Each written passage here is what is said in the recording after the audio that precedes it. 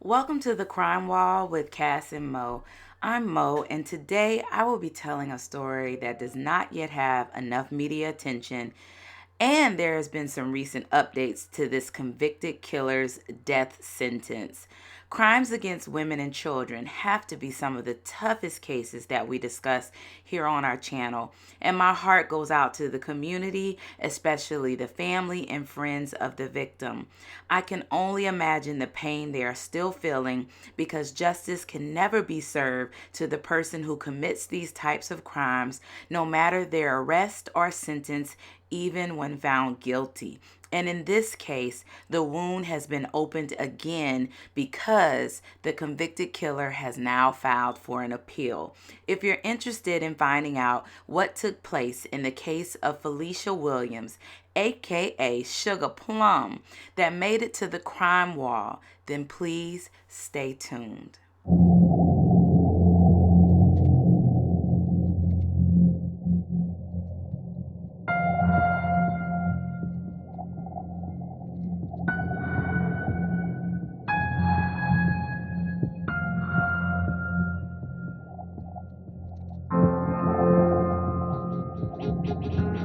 Felicia Williams was a beautiful, ordinary 9-year-old girl who had her whole life in front of her. Her nickname was Sugar Plum because of how sweet she was and the contagious smile that others said she always showed. She was a loving child who also loved the character Hello Kitty. Now, there was not a lot of information on Felicia Williams, and I'm sure that's because of her age. But based on the feedback and the quotes that her family and kin gave, I think can help give us a little bit of background as to how wonderful of a person Felicia, aka Sugar Plum, really was. The first quote was, "My sister was the best, and she had so much to offer the world. It's really sad the way she left this world, but she's in a better place, and her legacy will live on forever in our hearts." And that was her sister, Felicia Williams. Another person quoted, "She was a great person, lovable, sweet, kind," said Jenny Brinson, her aunt. Another quote was, "I just want my sister to know that I love her. And I'm so proud of her that she put up a good fight until the very end and that I will never ever forget her," said her sister, Charlisa Adams. Now, I'm sure you all want to know the story of what happened to Felicia Williams. In short, Felicia Williams was a 9-year-old victim who was unfortunately raped and murdered by her convicted killer. So we will not be saying alleged in this video at all. This person has been convicted of death. And at this time, he actually has the nerve to be filing an appeal. I mean, as if it was not enough to what he did.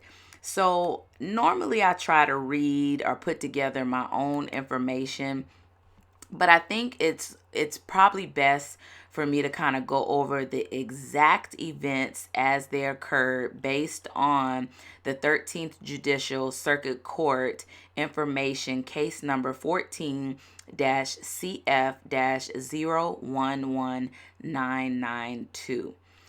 I warn anyone who does not have a stomach for this type of information to please go ahead and end your view at this moment, because the information that you're about to hear next is going to be very, very, very disturbing.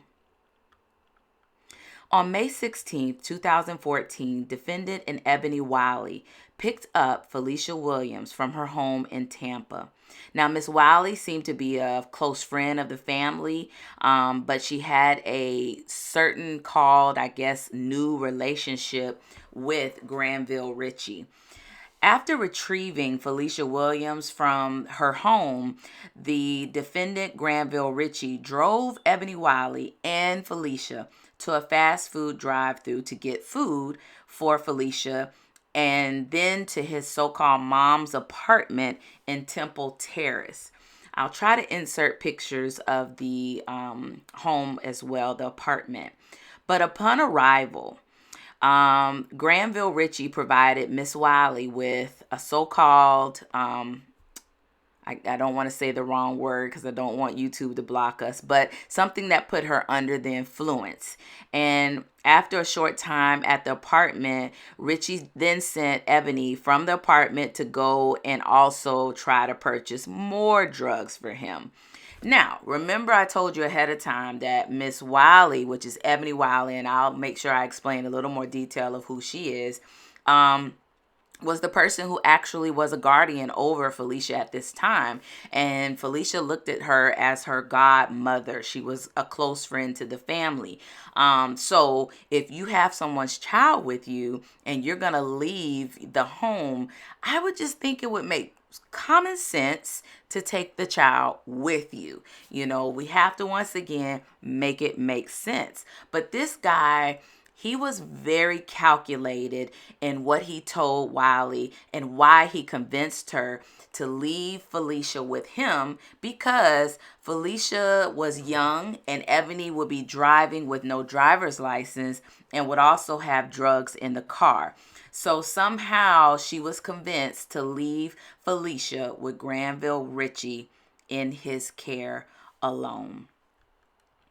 Now, Felicia was with Granville and he brutally attacked her, took off her clothing, and then sexually battered her. Now, he caused blunt force injury to her head, her body, several injuries to both external and internal. And I don't need to go into any further information when we tell you that she was unfortunately raped as a 9-year-old child. We all can unfortunately just recognize how sick this is, that this happened to a 9-year-old little girl. Any child at that point. It's okay, I'm going off track. Y'all bear with me. I'm so sorry. This one really kind of got me a little heated today. Now, in the course of the attack, based on the autopsy report, they could tell that, you know, Felicia had extensive injuries to her neck, including damages to her internal muscular and cartilaginous, y'all, I'm sorry if I said that wrong, cartilaginous structures, and she would eventually pass as a result of strangulation. Now, this is where this gets even more frustrating, because Miss Ebony Wiley was really a thorn in all of this from the beginning to the end, and I can't call it but what I see it. Miss Wiley, when questioned, when she actually got back to the house, she said on trial that she couldn't get the code to get into the apartment, and it was obviously, you know, gated. So she called Granville Ritchie asking him for the code. He supposedly kept giving her a code. It was the wrong code and it didn't work. Then she started asking, I guess, around, did anybody see Felicia? And somehow Granville told Ebony that he ended up sending Felicia to the corner store, a CVS, because she got hungry and wanted some candy. Now, remember, they had just taken her to get something to eat, supposedly, which, according to testimony and different documents and receipts, they did actually purchase food from a fast food restaurant. So once again, make it make sense. But, you know, this girl, Ebony, was under the influence and not able to really, I think, understand how she was also being manipulated. And then I think she knew she was guilty herself, because when she got back to try to find Felicia, like I said, Felicia was nowhere to be found. Now, this is where it gets even worse, because supposedly Ebony drove up to the corner store, got out the car, went into the store, asked the clerk, had they seen Felicia, and they all told her no.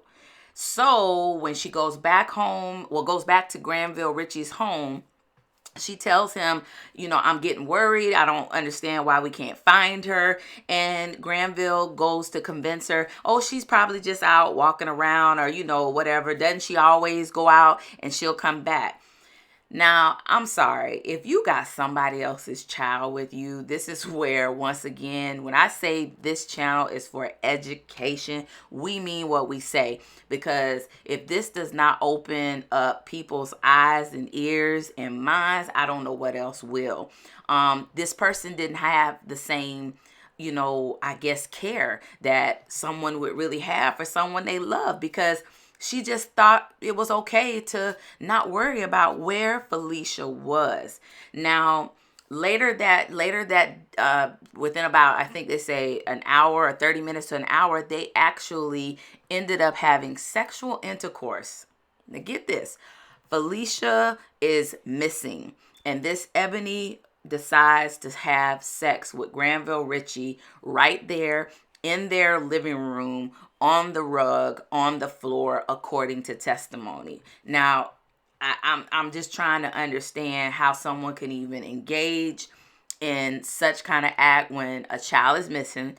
How can a man even engage in that again after you just did that horrendous crime to this young girl? I don't know. I'm really to the point where I'm like, it's just getting even worse and worse. But I won't go on into too much detail. I just wanted to make sure you all understood how horrible this story was, how horrible Felicia was treated. I mean, her mom, her father actually got on the stand and, said he forgave Granville Ritchie. And, I'm sorry. I don't even know if I could have ever forgiven somebody for doing something like this. But the defendant actually took Felicia's body and put it in a suitcase and drove all the way to the north side of Courtney Campbell Causeway in Old Tampa Bay and dumped her body somewhere close to the rocky shoreline of the causeway. Decided to notify Felicia's mom.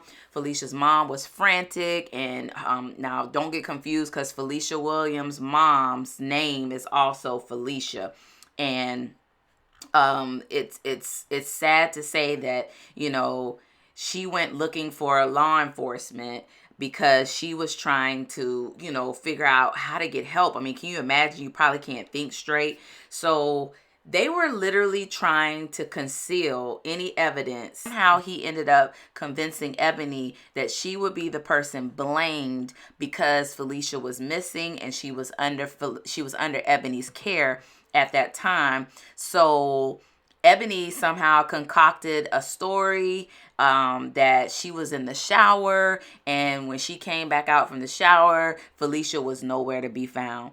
Now, this is where I'm telling you this Ebony person was a thorn in the beginning and was a thorn throughout the process, because she lied to police. And while they were so busy still searching for Felicia as a missing person in the area, knocking on doors, because remember, this was an apartment complex, their efforts could have been, directed in a different manner had Ebony just told the truth from the beginning. But she did not do that. And after her story just started not to add up, eventually, she's found to have, lied to police. She was also indicted on perjury charges. I mean, this poor girl just did not have, a sense of empathy from these two people, from Granville or Ebony. And I watched this trial over and over again, and I watched Ebony on the stand, and I just really feel she wasn't still, I don't know. I just think, I'm sorry. You all got to go watch it. I didn't see the remorse that I needed to see. I felt she was more afraid for herself, of what was going to happen to her for her, lying to law enforcement. But, after he, after he disposed of her body, he then traveled to St. Petersburg to stay at the home of another girlfriend. This girlfriend's name was Kalisa Kelly. And at some point, the defendant disposed of Felicia's clothing and suitcase that he used to transport her body.